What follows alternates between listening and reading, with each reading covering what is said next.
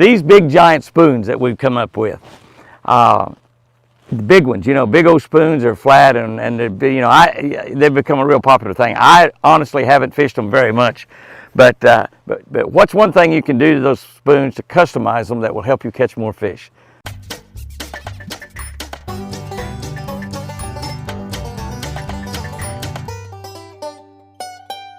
Good morning, guys and girls. October 23, we are finally having not chilly mornings, but cold mornings.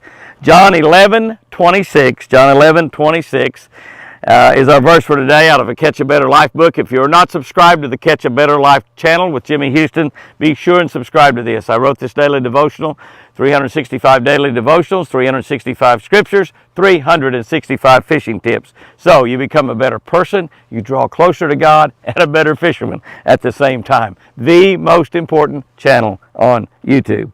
All righty, John 11:26 is red letters. These are the words of Jesus Christ himself. Whoever lives and believes in me shall never die. Do you believe this? That's not me adding that. That's Jesus saying this. Here's the scripture. Whoever lives and believes in me shall never die. Do you believe this? That was Jesus asking a lady that question. Here's what I wrote about that. This time of the year when most outdoorsmen have to make a difficult decision. I'm telling you, I've had to make it a million times. Do I go hunting today or do I go fishing? Non-outdoors type, they don't feel sorry for us, I promise. They're worried with other things today than going hunting or fishing, but that's a big problem for us. The biggest problem is to be really successful, we need to hunt all day or we need to fish all day. It's really hard to be successful at either one if we don't get after it and do it all day long.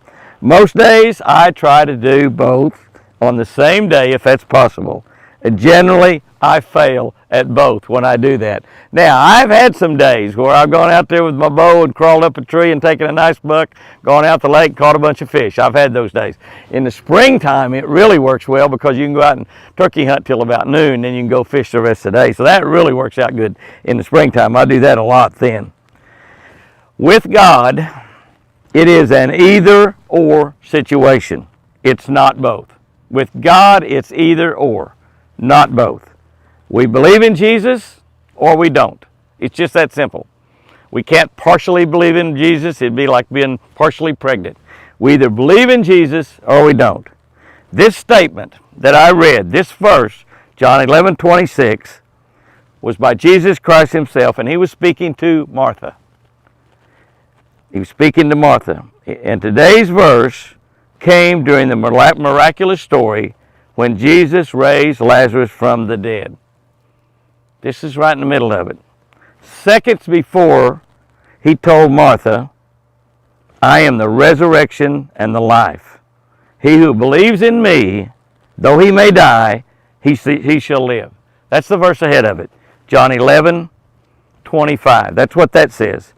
I am the resurrection and the life. He who believes in me, though he may die, he shall live. And then this verse of today's verse.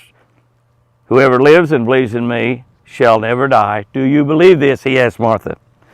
This was right in the middle of the time that Jesus raised Lazarus from the dead. And he had been dead 3-4 days. 3-4 days. In fact, Martha said, no, Lord, it's going to be a terrible smell by now if we roll that stone back. And he spoke a couple, 2 or 3 words. Lazarus, come out. And Lazarus walked right out of that grave. Jesus Christ did the same thing himself, by the way. Walked right out of that grave. 3 days later, he who believes in me, though he may die, he shall live. Whoever lives and believes in me shall never die. This is the question Jesus continues to ask you, continues to ask me. Do you believe? Yes, Lord, I believe. Yes, Lord, I believe. Here's our tip for today. We're talking about those big spoons. Remember that way back when we started this thing?